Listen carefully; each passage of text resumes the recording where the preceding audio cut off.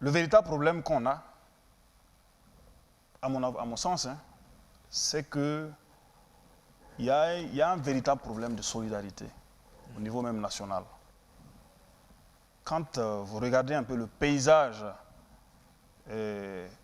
politico-social au sein du Burkina Faso, depuis qu'on fait face au terrorisme, il y a beaucoup de récupération, beaucoup de personnes qui utilisent donc justement le terrorisme là pour atteindre, je dirais, des fins qui ne servent pas à l'intérêt général.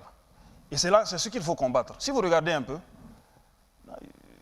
dans les autres pays, l'attaque de Bataclan, par exemple, en France. C'est l'unité après. C'est l'unité de toutes les forces politiques. Opposition, majorité, tout le monde était... Voilà, de la population.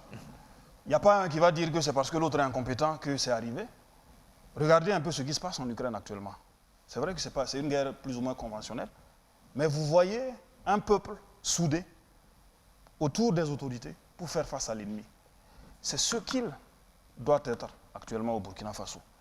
Je suis convaincu, ça c'est ma conviction personnelle, c'est que si à partir de demain, toutes les attaques terroristes auxquelles nous faisons face, les gens sont solidaires, refusent de faire de la récupération, refusent de communiquer, de faire des communications tendancieuses qui servent même souvent l'ennemi, alors on ne va pas donner de la publicité à l'ennemi.